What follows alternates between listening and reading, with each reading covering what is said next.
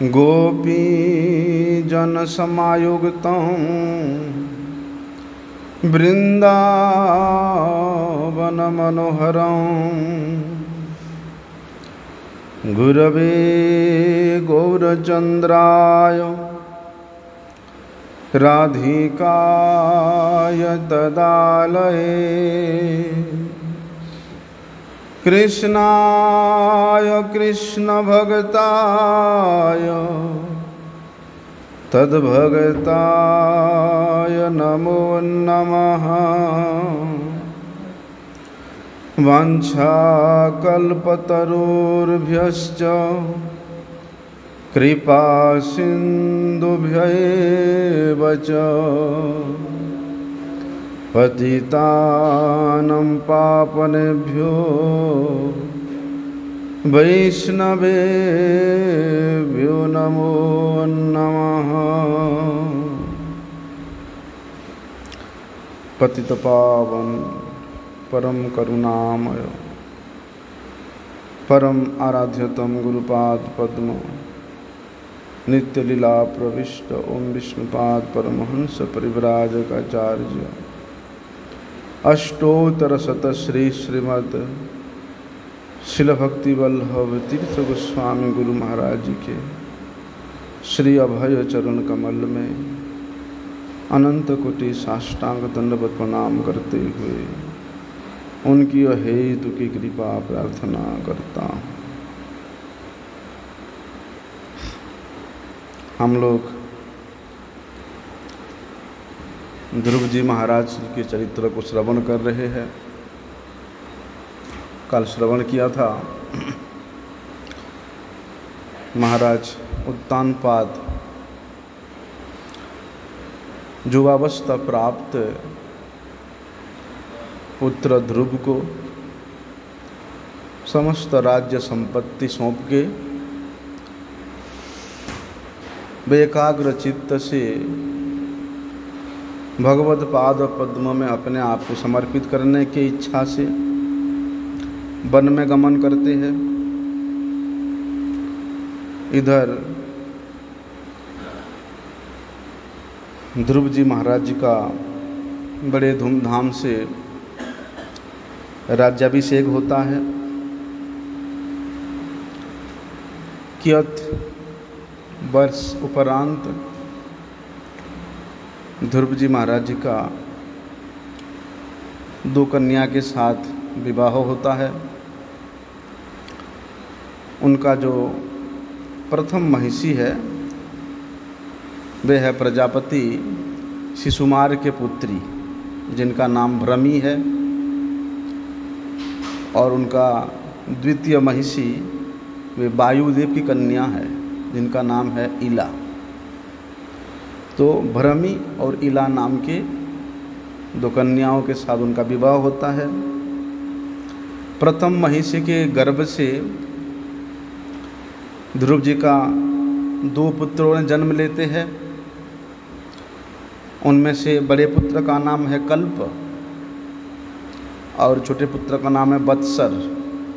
कल्प और वत्सर द्वितीय महिषी इला, उनके गर्भ से भी ध्रुव जी ने एक पुत्र और एक कन्या को प्राप्त करते हैं।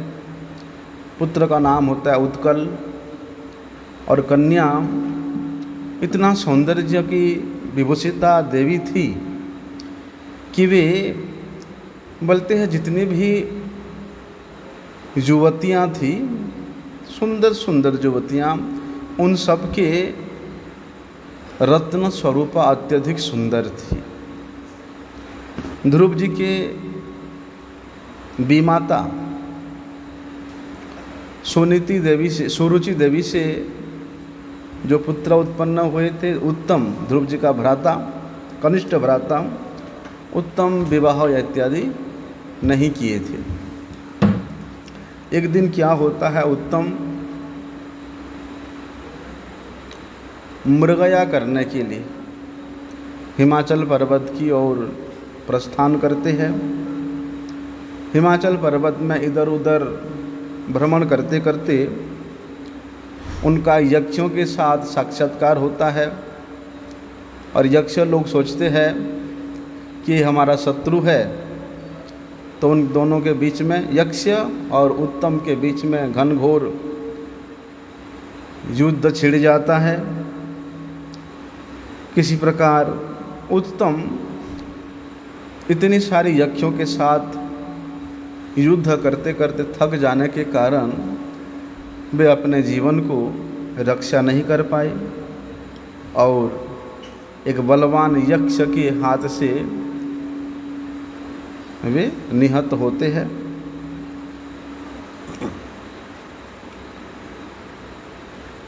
जैसे ही ध्रुव जी को ये संवाद मिलता है कि यक्ष के द्वारा मेरे भ्राता उत्तम का वध हो गया है, निर्मम हत्या हो गया है, एक तो अपने भाई के वियोग के कारण ध्रुव जी अत्यधिक शोक में अधीर हो पड़ते हैं और उस निष्ठुर आचरणकारी यक्षों के प्रति प्रतिशोध लेने के लिए उनके मन में एक भावना जागृत होता है। क्रोध के कारण वे एकदम लाल हो जाते हैं कि मेरे भ्राता उत्तम, उसको अकेले देख करके, दुर्बल देख करके ये कापुरुष यक्षगण बड़े निर्दयी भाव से उसका हत्या किए हैं।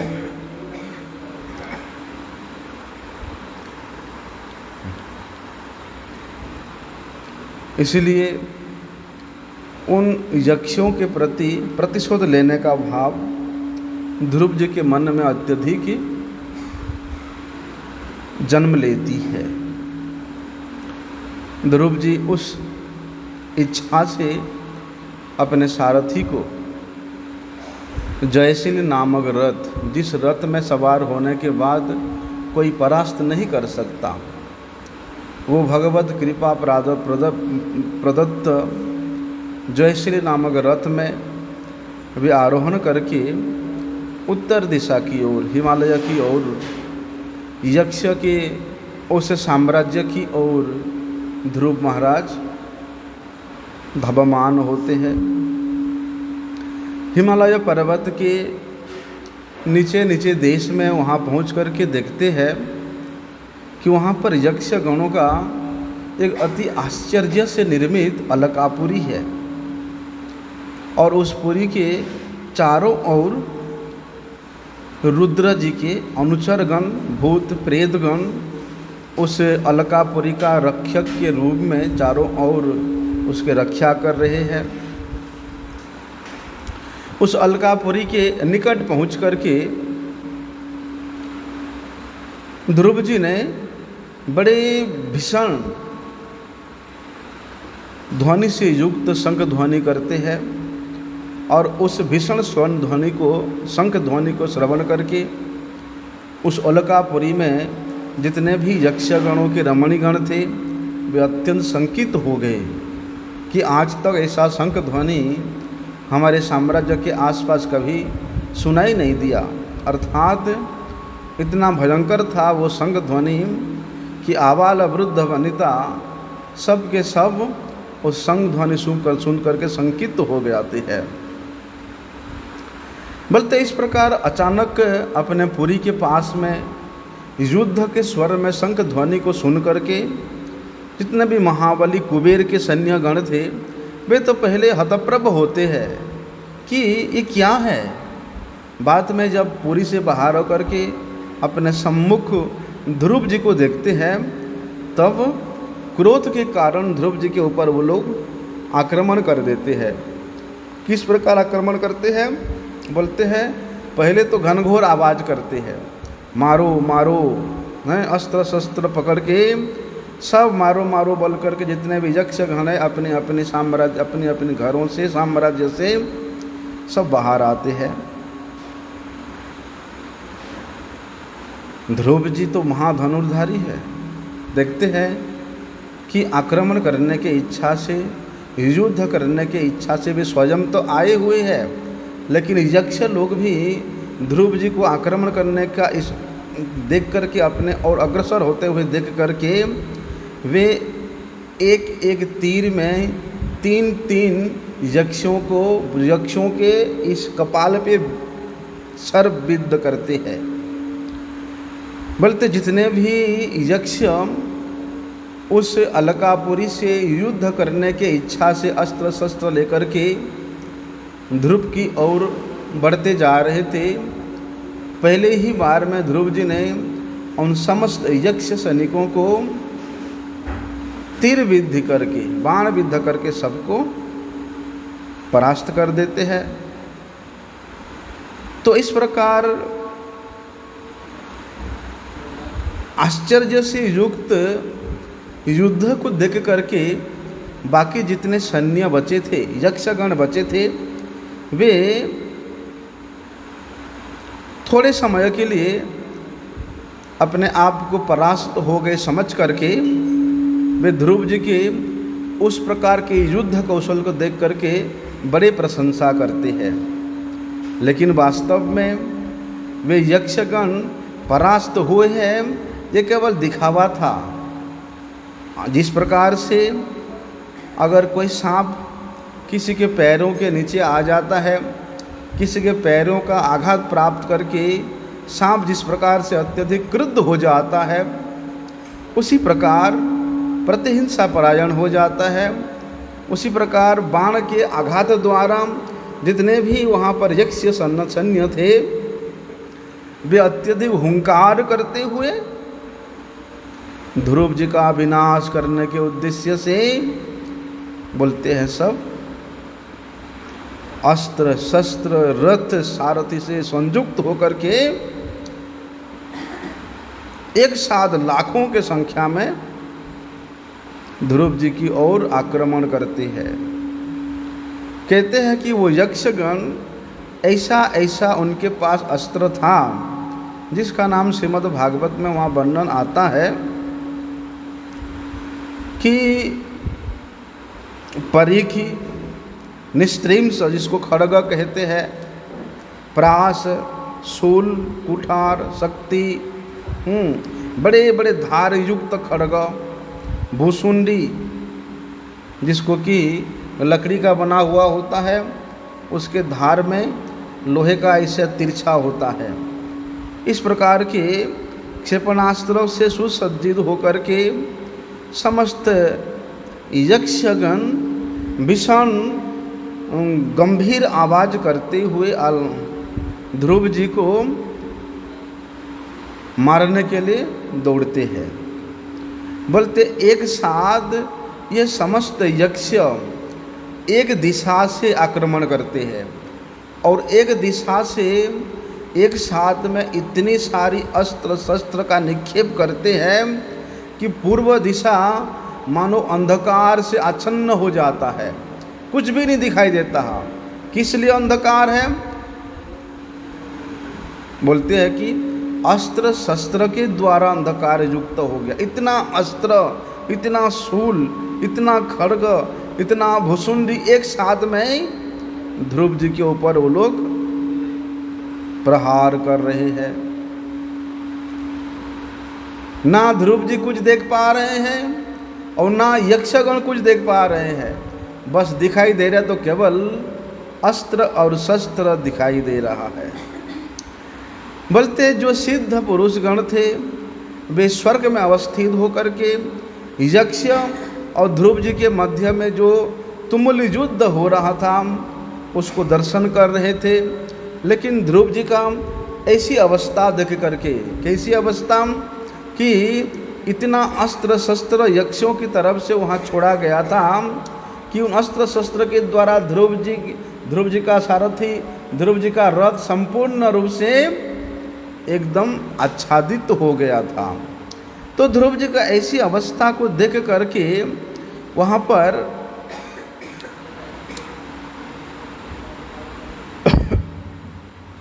जितने भी ऋषि मुनिगण थे वे हाहाकार करते हैं, कहते हैं देखो कितना आश्चर्य की बात है कि ध्रुव जी उस रथ में सुसज्जित होकर के भी यक्ष सैन्यों के द्वारा इस प्रकार आक्रांत हुए हैं, और यक्ष सैन्यगण मन ही मन सोच रहे हैं कि ये अस्त्र शस्त्र के प्रहार से ध्रुव अवश्य अपने प्राण को हरा चुका होगा।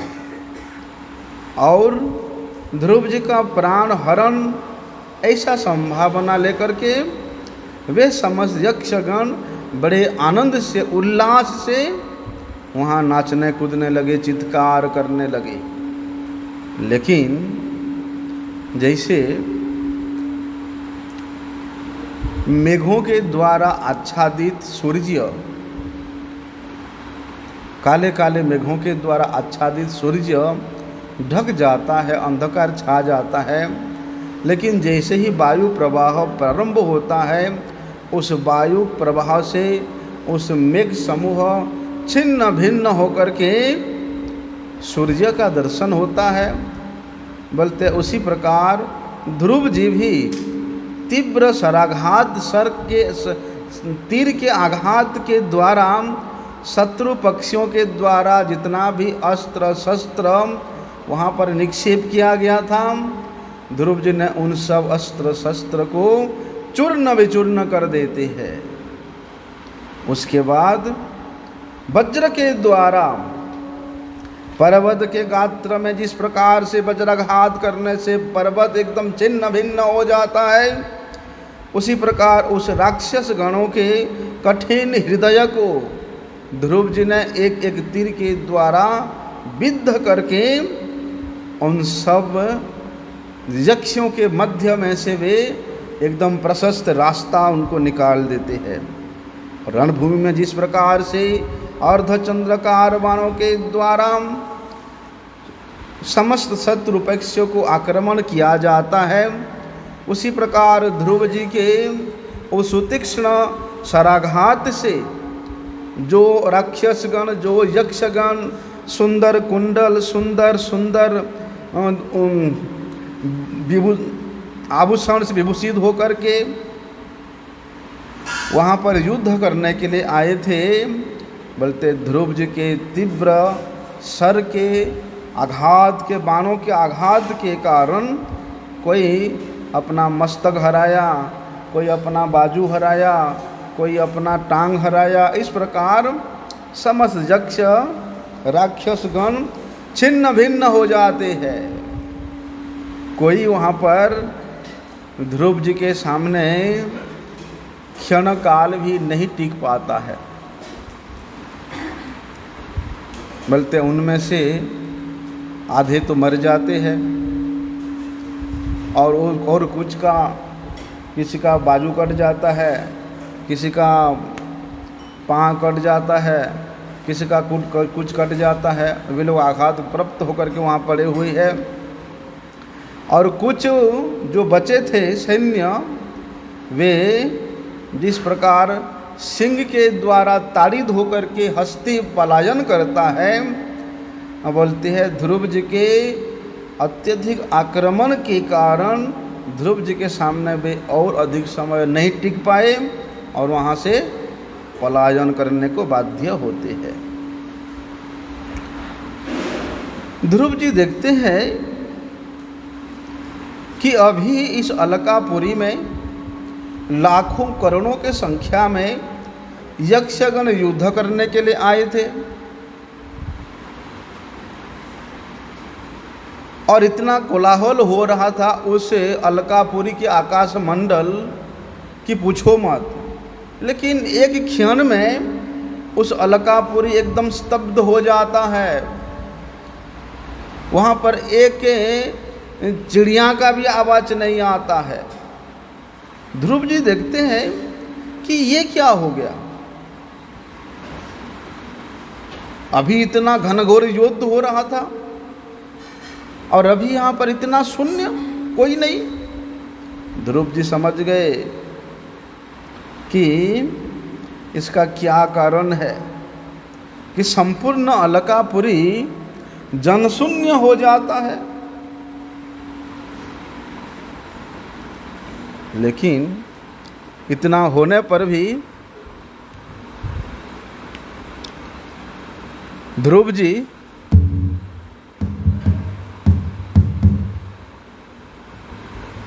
क्या हो गया देखा ना थोड़ा सा।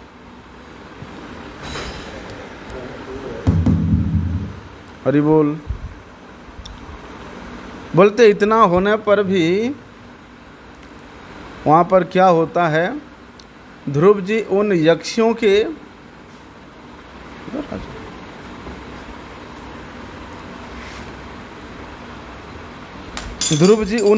के पुरी में जाने का साहस नहीं करते हैं।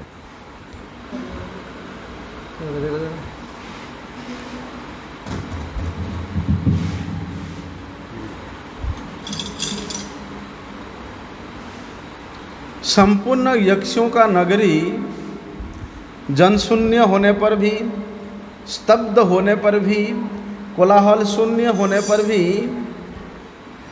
ध्रुव जी फिर भी उन यक्षों के उस सुंदर अलकापुरी में प्रवेश करने के लिए साहस नहीं कर पाते हैं। ध्रुव जी किंचित आगे जाकर के देखते हैं कि कारण क्या है, कि यहाँ क्यों इतना निस्तब्ध हो गया।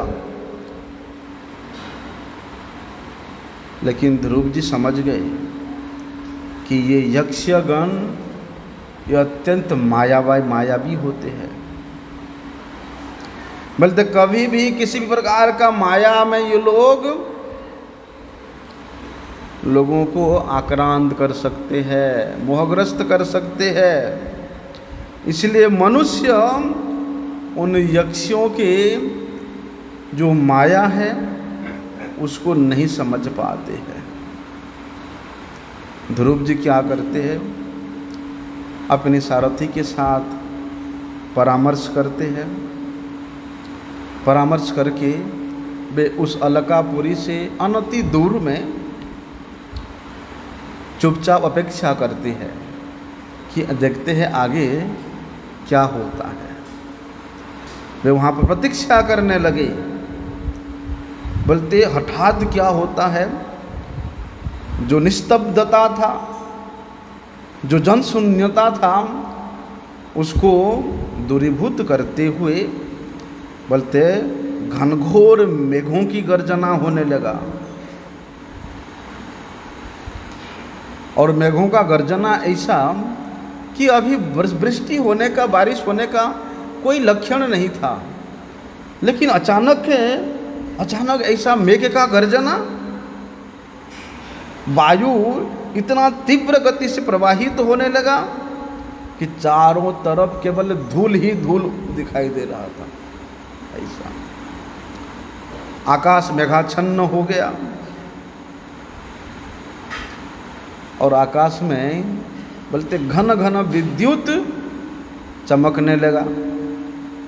बीच बीच में बोलते उस आकाश से भीषण वज्रपात होता है और उस वज्रपात के कारण जितने भी प्राणी वन में थे, जंगल में थे, वे भयभीत होकर के इधर उधर भागने लगते हैं। इसके बाद प्रबल वर्षा होने लगता है। वर्षा जो होता है उस वर्षा में बारिश, जल की वृष्टि नहीं हो रहा है। क्या वृष्टि हो रहा है, बोलते हैं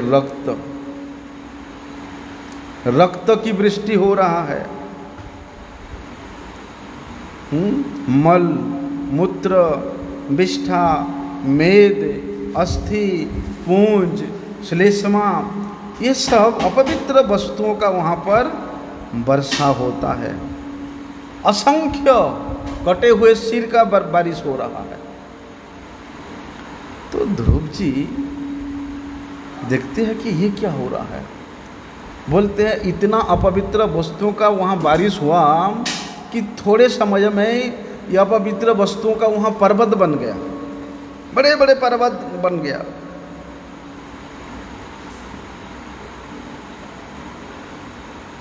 उसके बाद ध्रुव जी देखते हैं कि बड़े बड़े पूर्व दिशा से एक पहाड़ से, एक विशाल पर्वत से, वहाँ से ऐसे बड़े बड़े असंख्य प्रस्तर की खंड बारिश होने लगा, बड़े बड़े पत्थर की बारिश होने लगा। आदमी बचेगा उससे? थोड़ी देर बाद फिर क्या होता है, बोलते बड़े खतरनाक अस्त्र और शस्त्रों का बारिश होने लगता है। गदा, खड्ग, शूल, मुदगड़, ऐसे अगणित अस्त्रों का वहाँ पर एकदम तीव्र गति से वृष्टि होने लगता है। हाँ? ऐसा। उसके कुछ समय बाद फिर ध्रुव जी देखते हैं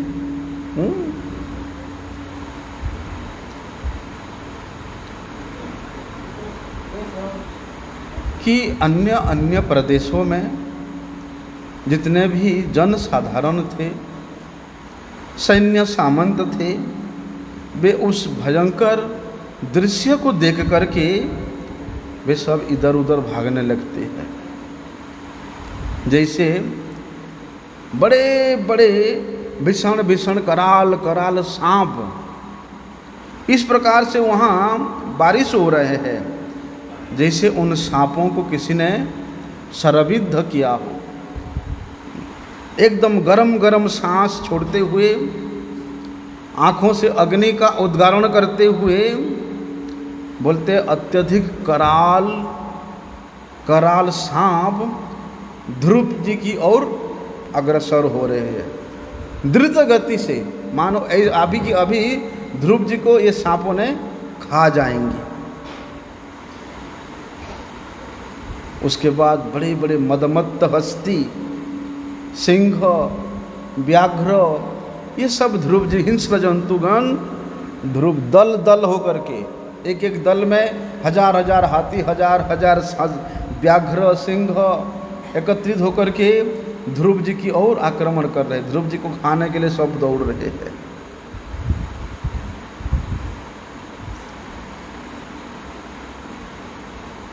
बोलते ध्रुव जी यक्षों के इस प्रकार माया से युक्त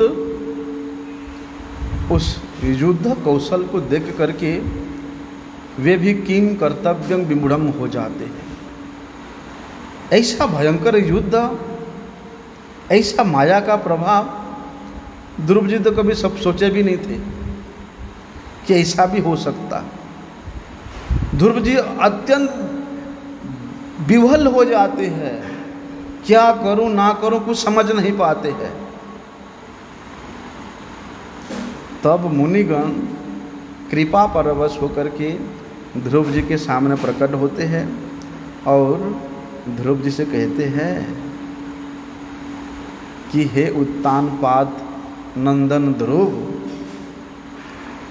आपने भगवान श्री हरि का दर्शन किया है, स्पर्शन किया है। बोलते उन भगवान हरि के नामों के उच्चारण करने मात्र से ही जीव के जितने भी दुख है, क्लेश है, दुर्निवार है, ऐसे कि मृत्यु भी सामने है, वो भी उस चक्रपाणी भगवान के नामों के स्मरण मात्र से, श्रवण मात्र से, उच्चारण मात्र से इन सब महान क्लेशों से परित्राण मिल जाता है।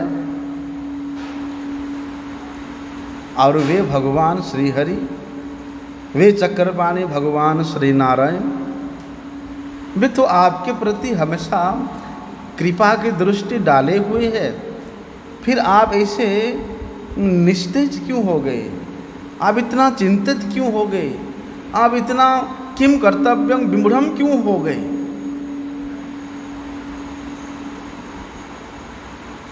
ऋषिगणों ने इस प्रकार ध्रुव जी को समझाते हैं। तब ध्रुव जी क्या करते, आचमन करके अपने उस धनुष में श्री नारायण अस्त्र का योजना करते हैं। अभी नारायण अस्त्र का आविर्भाव किस प्रकार से होता है देखो। जैसे ज्ञान का आविर्भाव होने से अज्ञान दूर हो जाता है, सूर्य के प्रकट होने से अंधकार राशि दूर हो जाता है। बोलते उसी मापी उस नारायण अस्त्र के ये धनुष में प्रकट होते ही बोलते उन यक्षगणों के जितने भी माया है वे सब माया 1 मिनट में दूरीभूत हो जाता है।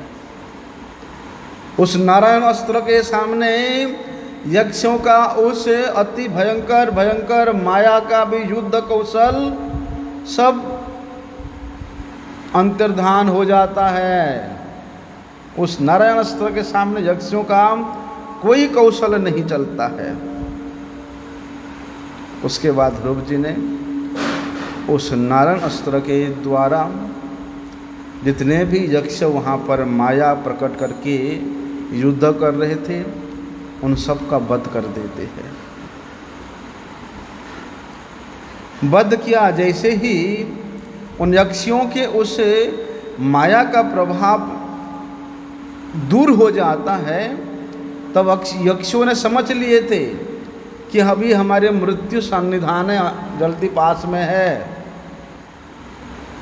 ऐसा और जैसे मोर के द्वारा आक्रांत होकर के सांप इधर उधर भागता है, हैं? बोलते ऐसे ही उस नारायण अस्त्र के प्रभाव से समस्त यक्षगण इधर उधर जो जिधर मिला रास्ता उधर भागने लगता है।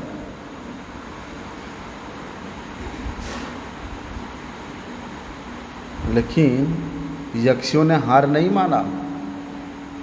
उसके बाद फिर उनके सेनापतियों ने आकर के सबको वापिस ले आते हैं और युद्ध करने की इच्छा से फिर अग्रसर होते हैं। लेकिन ध्रुव जी ने समस्त यक्षों को किसी का गर्दन काट दिया, किसी का उदर छेदन कर दिया, किसी का हाथ काट दिया और कोई कोई यक्ष अपने प्राण को बचाने के लिए इधर उधर भागने लगा। लेकिन वे सब भी ध्रुव जी के हाथ से मृत्यु को प्राप्त होते हैं।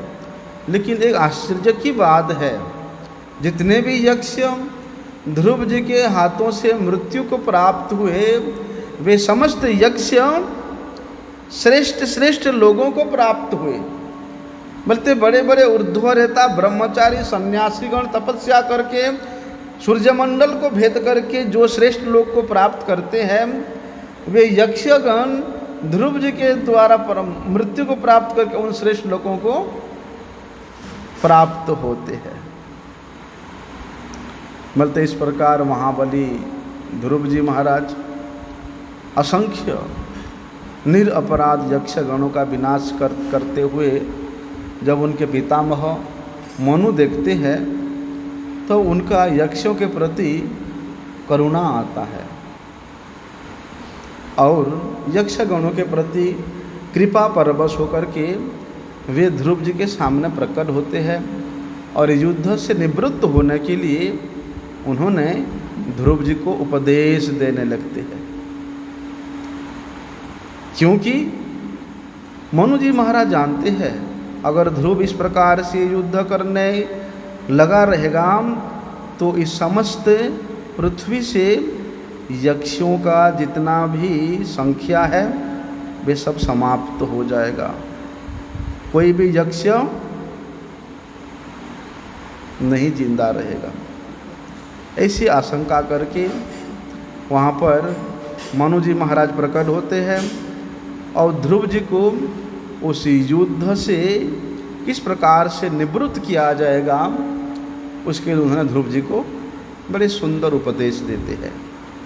कहते हैं कि वत्स ध्रुव, क्रोध के वशवर्ती होकर के तुमने बहुत से निरपराध यक्षों का वध किया है, हत्या किया है और एक प्रकार से ये तुम्हारे द्वारा बड़े नृशंसता जैसा कार्य है, निंदनीय कार्य है और ऐसा निंदनीय कार्य तुम्हारे जैसे भगवान के परम प्रिय भक्त के लिए शोभा नहीं देता है। मनु जी महाराज कहते हैं कि क्रोध जो है ये नरक का द्वार स्वरूप है। इसलिए क्रोध को परित्याग करना, क्या समझ करके? क्रोध नरक के द्वार है, ऐसा समझ करके क्रोध को बड़े यत्न के साथ परित्याग करना। तुम्हारे भ्राता उत्तम को कोई एक यक्ष हत्या किया था, लेकिन तुमने प्रतिहिंसा परायण होकर के एक जन के अपराध के कारण तुमने हजारों की संख्या में यक्षों का वध कर दिया है, प्राणनाश कर दिया है। इसलिए ये शरीर में, शरीर संबंधी वस्तुओं में जब तक व्यक्ति मैं और मेरा भाव रखेगा, तब तक उसके हृदय में प्रतिहिंसा करने का एक प्रवृत्ति जागृत होता है, पशु वृत्ति। और ऐसा प्रतिहिंसा लेने का जो एक इच्छा है वो पशु वृत्ति है। इसलिए ऐसे वृत्ति को तुम क्यों नहीं छोड़ते हो? ऐसा प्रतिहिंसा वृत्ति भगवान के भक्तों के हृदय में, साधुगणों के हृदय में कभी भी नहीं होता है, क्योंकि साधुगण, भगवान के भक्तगण कभी भी ऐसे प्रतिहिंसा वृत्ति को अवलंबन नहीं करते हैं। तुम तो हमेशा भगवान श्री हरि के चिंतन में मग्न रहने वाले हो और समस्त प्रकार के जीवों के हृदय में भगवान ही अंतर्जामी के रूप में विराजमान है। और उन अंतर्जामी भगवान को तुम भजन के द्वारा, तपस्या के द्वारा अपने हृदय में भी दर्शन किया और अपने सम्मुख भी दर्शन किया। उसके बाद भी तुम इस प्रकार से हिंसा कर कार्य क्यों कर रहे हो? क्योंकि भगवान के भक्तजन उस प्रणतपाल भगवान श्री हरि का भजना करके सर्वोत्कृष्ट पद को प्राप्त कर लेते हैं। और भगवान के जो भक्तगण है उसी के कारण बड़े प्रशंसा के पात्र है। और तुम साधुगणों जैसा आचरण, उत्तम आचरण क्यों नहीं करते हो? ऐसा हिंसा कार्य में प्रवृत्त होकर के, पशु वृत्ति में प्रवृत्त होकर के क्या तुम अपने भगवान श्री हरि को प्रसन्न कर पाओगे? वहाँ पर मनु जी महाराज कहते हैं, बोलते हैं, जो श्रेष्ठ के प्रति मर्यादा भाव रख करके हमेशा उनके पास विनम्र भाव में रहता है, जो श्रेष्ठ है उसके सामने, और अपने समान योग्यता विशिष्ट व्यक्तियों के प्रति हमेशा मित्रता भाव लेकर के युक्त रहता है। और जो अपने से थोड़ा सा हीन है, निजापेक्षाहीन व्यक्तिगणों के प्रति जो कृपालु होता है और समस्त प्राणियों के प्रति समभावापन्न होकर के सबके हृदय में भगवत अधिष्ठित को अनुभव करता है, दर्शन करता है। कहते हैं कि सर्व अंतर्जामी भगवान श्री हरि उसके प्रति विशेष प्रसन्न होते हैं।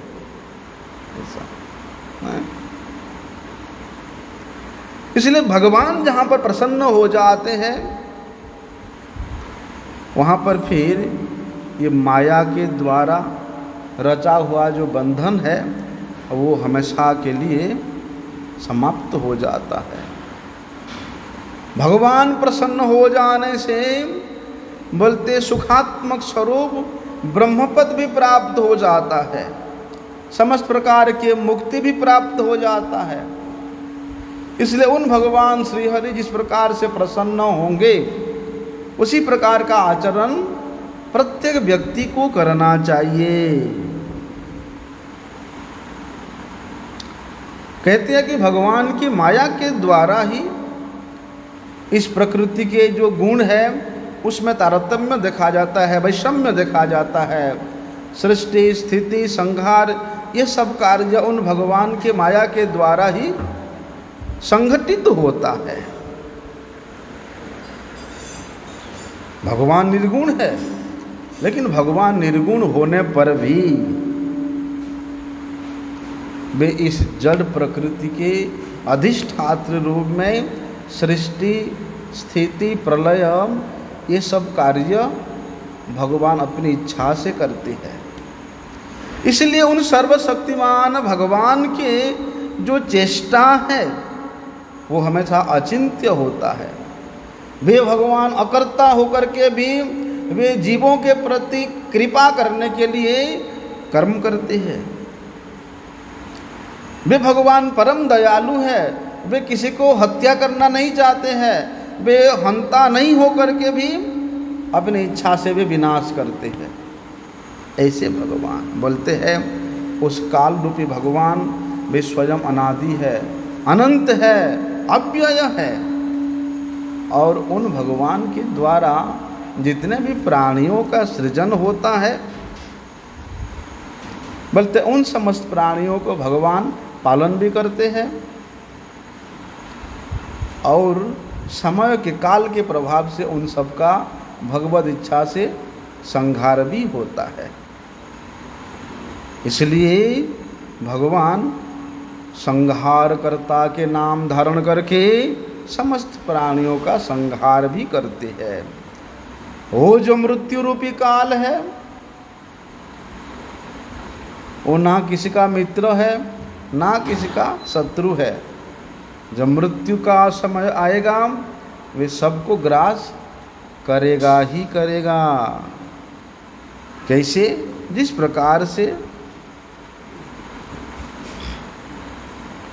जब वायु प्रवाहित होता है उन वायु के पीछे पीछे असंख्य धूलि कणा वायु के साथ प्रवाहित पश्चात धावित होता है।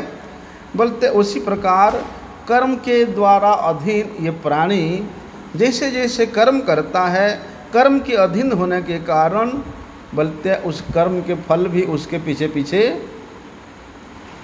धावित होता रहता है। इसलिए सर्वशक्तिमान भगवान, सर्वशक्तिमान वे काल, वे हमेशा अपने स्थान में स्थित होकर के जीवों के समय के, जीवों के जीवन के, जीवों के मृत्यु के वे ही केवल सबके ऊपर अपना प्रभाव विस्तार करके समय के अनुसार मृत्यु के मुख में सबको ले जाता है। इसलिए तुम्हारे भाई उत्तम उसका भी मृत्यु का समय आया हुआ ऐसा जान करके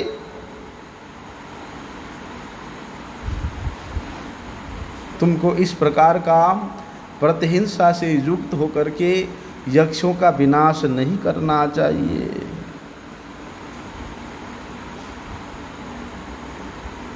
ऐसा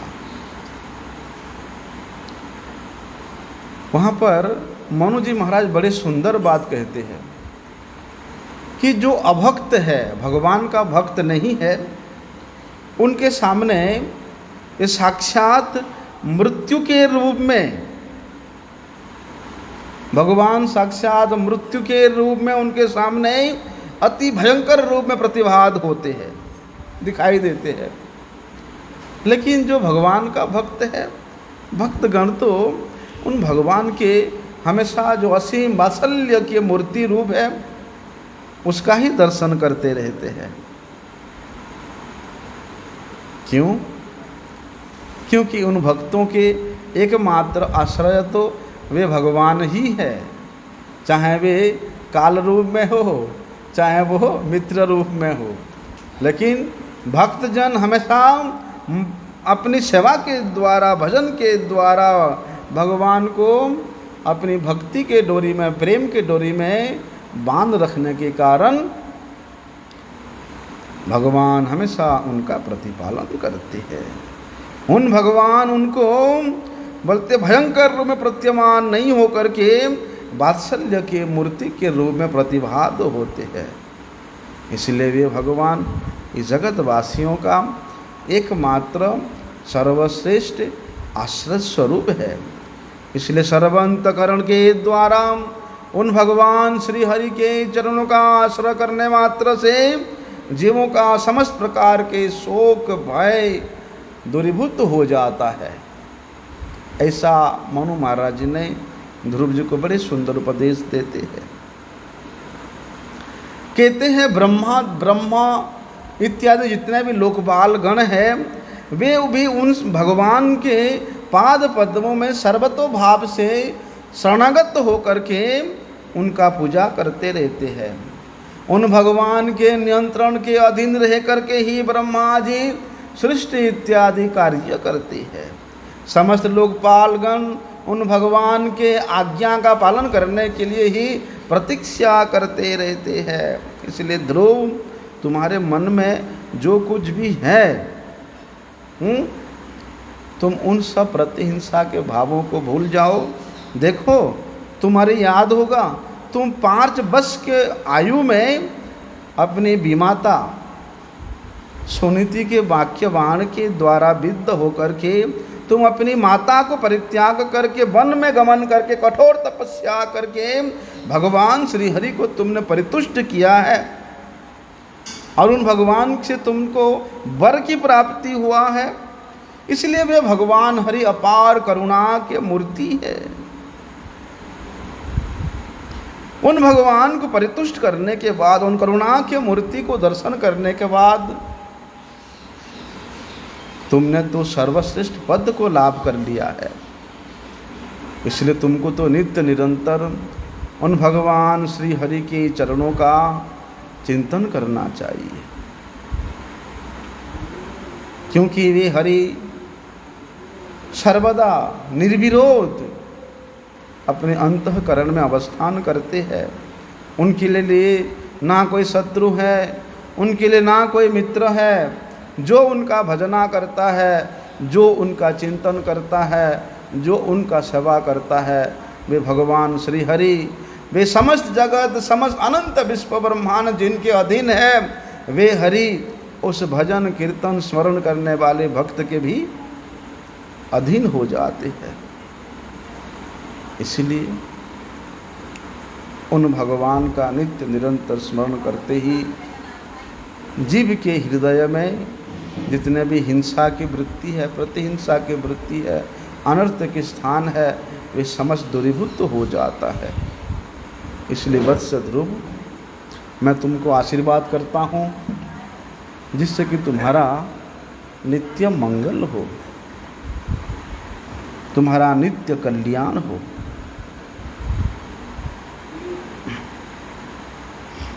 क्योंकि तुम इस क्रोध का परित्याग करो। क्रोध करके कोई भी मनुष्य, कोई भी व्यक्ति श्रेष्ठ मार्ग पर उन्नति में कभी भी अग्रसर नहीं हो पाया है। इसलिए श्रेय साधन करने के लिए इस क्रोध का परित्याग करना अत्यंत आवश्यक है। श्रेय वस्तु को प्राप्त करने के लिए क्रोध ही एक ऐसा अंतराय है, ऐसा बाधक है जो कि साधक को, भक्त को आगे बढ़ने ही नहीं देता है। जिस प्रकार से दवाई खाने से रोगों का निरामय होता है, रोग दूरीभूत होता है, उसी प्रकार शास्त्र ज्ञान के द्वारा क्रोध परित्याग किया जा सकता है। क्योंकि क्रोध में अभिभूत व्यक्ति कभी भी दूसरे व्यक्ति का मंगल नहीं कर सकता। इसलिए जो लोग निःश्रेयसार्थी है, सुबुद्धिमान व्यक्ति है, वे लोग कभी भी गलती से भी क्रोध के वशीभूत नहीं होते हैं। क्योंकि क्रोध के द्वारा आदमी क्या करता है, क्या नहीं करता है, उससे वो उस ज्ञान से दूर हो जाता है। क्योंकि क्रोध होने मात्र से व्यक्ति सम्मोहित हो जाता है। क्रोधात् भवति सम्मोहात्, सम्मोहात् स्मृति विभ्रमो, स्मृति भ्रंशा बुद्धिनाशो बुद्धिनाशात् प्रणश्यति। बोलते क्रोध ऐसा शत्रु है जो कि हमारे बुद्धि को भी विनाश कर देता है, बुद्धि नाश कर देता है। और जिसका बुद्धि नाश होता है उसका तो पतन अवश्यम भावी है। इसलिए पुत्र, तुम इन यक्षों को अपने भ्रातृ ज्ञान करके और उनका वध मत करो। तुम इस युद्ध से निरस्त हो जाओ, उनका विरुद्ध आचरण मत करो, क्योंकि अन्याय का प्रतिकार कभी भी शुभ फल प्रेप्सु नहीं होता। हो गया हा? ऐसा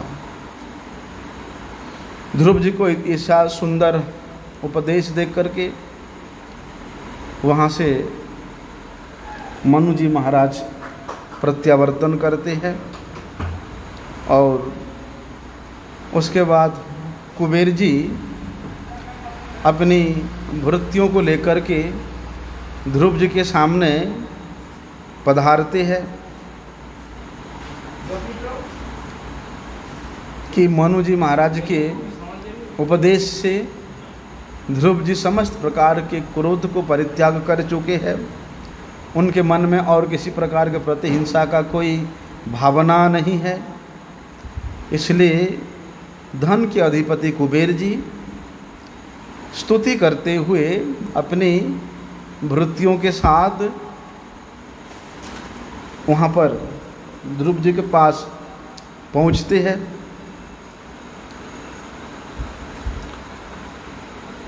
ध्रुव जी भी बड़े संतुष्ट होकर के कुबेर जी का वंदना करते हैं। इस प्रकार अपने पितामह मनु जी के वाक्य को सुन करके ध्रुव जी क्रोध का परित्याग किया, हिंसा कार्य से निवृत्त हुआ और धन के अधिपति कुबेर जी और उनके अनुचर गणों का आगमन, जो कि चारण, यक्ष, किन्नर गण है, आते हुए देख करके ध्रुव जी भी उन सब के प्रति अत्यधिक सम्मान प्रकट करते हुए सबका सम्मान करते हैं। बलतेज वे जब आ रहे थे, कुबेर जी इस प्रकार अपनी वृत्तियों के साथ ध्रुव जी ऐसा हाथ जोड़ करके जैसे मानो शरणागत है ऐसा खड़े थे। तो ध्रुव जी का ऐसा कृतांजलि पुट दंडायमान अवस्था को देख करके धनपति कुबेर बड़े प्रसन्न होते हैं और कहते हैं कि हे क्षत्रिय नंदन, हे निष्पाप ध्रुव, मैं तुम्हारे प्रति अत्यंत प्रसन्न हूँ, क्योंकि तुमने पितामह मनु जी के उपदेश से ये त्याग नहीं करने योग्य इस युद्ध को, इस शत्रुता को तुमने परित्याग किया है। इसलिए तुमने किसी यक्षों का वध किया है और ना ही कोई यक्षों ने तुम्हारे भ्राता उत्तम का वध किया है। जो भी यहाँ निहत हुए हैं सब अपने अपने कर्म फल के अनुसार मृत्यु को प्राप्त हुए हैं। काल ही प्राणीगणों का जन्म मृत्यु का कारण है। इसलिए उस काल भगवान का इच्छा कब, कैसे, किस स्थान पे, किस प्रकार से, किस मुहूर्त में होगा, उसका निर्णय केवल उस काल भगवान ही करते हैं। इसलिए ध्रुव, तुम सर्वस्त प्रकार के भूतों में, प्राणियों में भगवत दर्शन करते हुए परमात्मा दर्शन करने का जो तुमने शिक्षा प्राप्त किया है, उसी से ही भगवान श्री हरि तुम्हारे प्रति हमेशा प्रसन्न रहेंगे। उसी से ही भगवान का आराधना करने से हम सब का मंगल होगा। इसलिए वहाँ पर ध्रुव जी को कुबेर जी कहते हैं कि तुम समस्त प्रकार के वांछा को परित्याग करके केवल हरि का भजन करो, लेकिन फिर भी मैं तुमको वर देने का इच्छुक हूँ।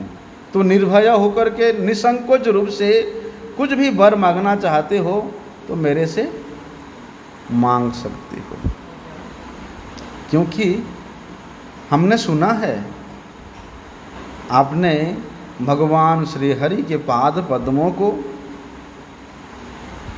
अपने निकट दर्शन किया है,